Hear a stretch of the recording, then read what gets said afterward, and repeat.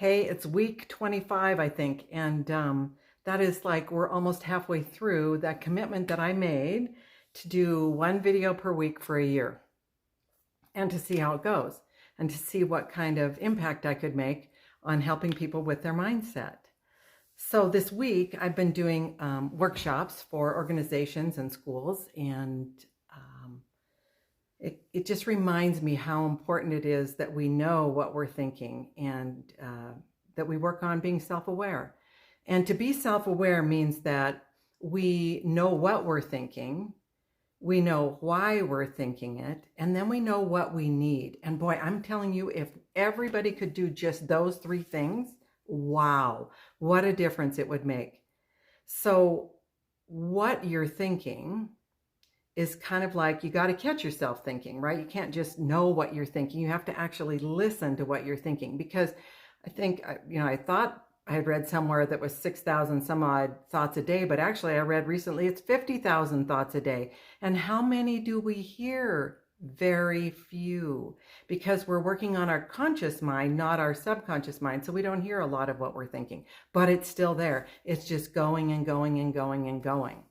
So we have to check in with those thoughts and think, what am I thinking? Because, a lot of times while we're living, we get triggered by our emotions, and it just takes us on a ride without us really realizing how we even got there.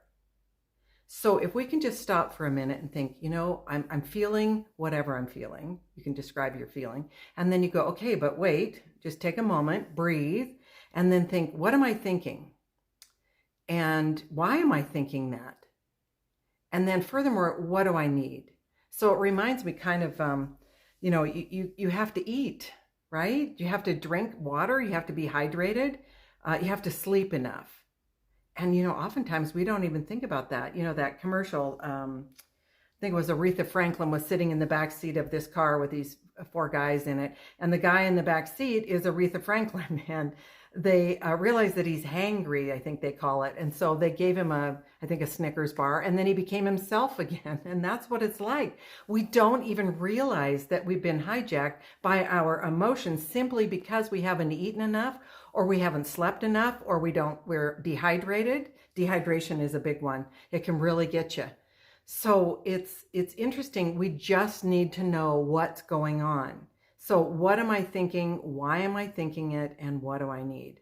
It could be as simple as taking care of your biological needs, right? But it might be more than that. It might be that you've had some things going on in your life, friends dying. I know I'm having that going on right now, that people are really sick. Friends that I've had for years and years and years are so sick, and it just makes me so sad. So I have to really honor those feelings, understand what I'm thinking and why I'm thinking it, and then what do I need? Well, you know what? I need extra love right now.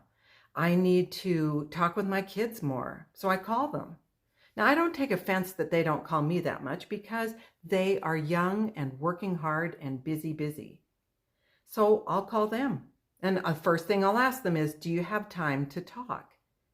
Because they are busy. Their jobs are high energy jobs. And so I'm mindful of what might be going on with them. But if they have a few moments to talk, I just tell them, you know what, I just need to hear your voice. I miss you.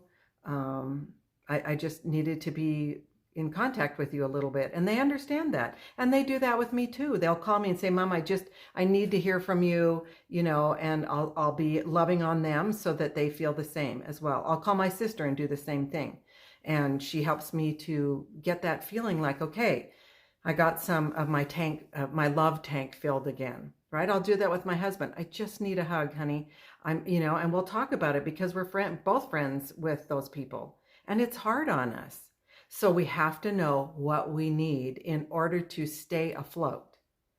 So in order for you to be your best, you too need to do these things. We need to be self-aware enough to know what's going on.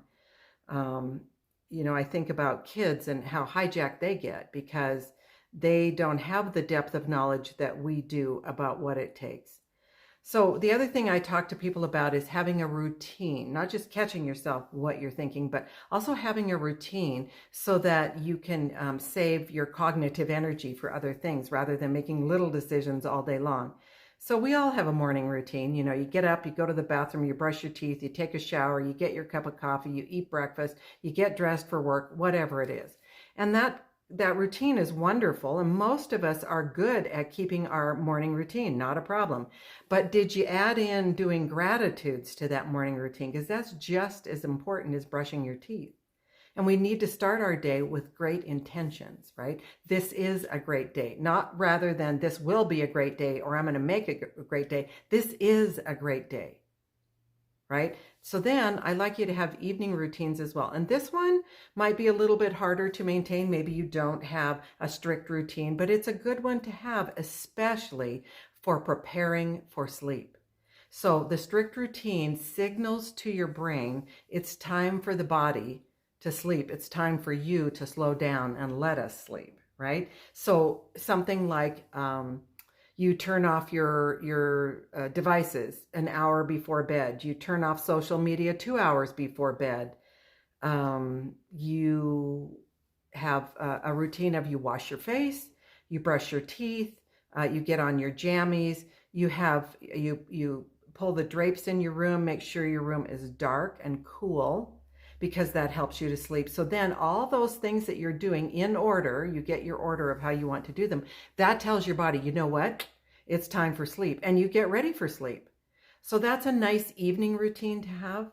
And then I really, really want you to have a weekend routine, because a weekend routine should include something that you thoroughly enjoy doing, something that brings you joy. It could be as simple as shopping at TJ Maxx. That brings me joy. It doesn't work for everybody. I don't even have to buy anything. I just like looking at stuff. It brings me joy. So whatever it is, you know, a hike, you know, a long drive, whatever it is, to do something on the weekend that you enjoy, that really floats your boat, that brings you that sense of I felt good about what I'm doing for me. Right? I want you to put that into your weekend routine.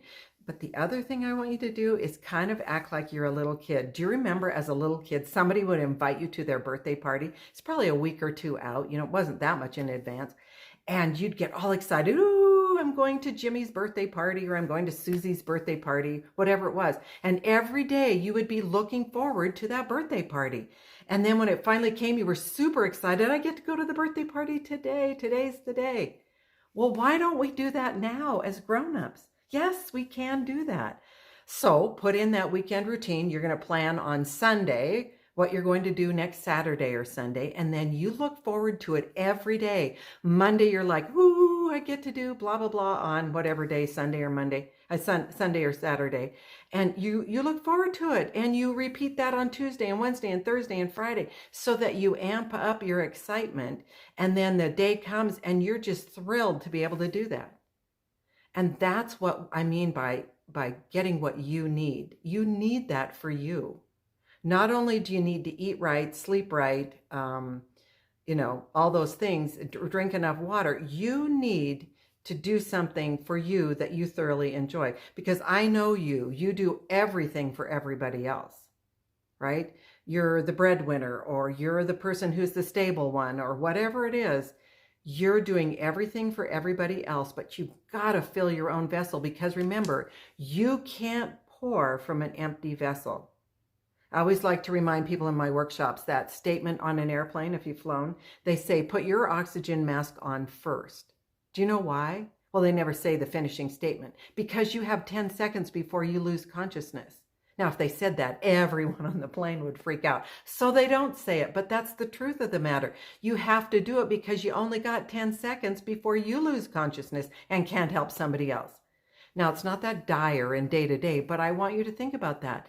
You got to put your oxygen mask on first, all right, before anyone else can be helped by you. And I know they need to be helped by you because that's who you are, right? All right, so I hope this has made sense to you, and I hope you can do it, and I hope you work on it and report back to me. So if you haven't already, please like, subscribe, send me a note. Let me know how things are going. I would love to hear from you. All right? Okay, talk to you later. Bye.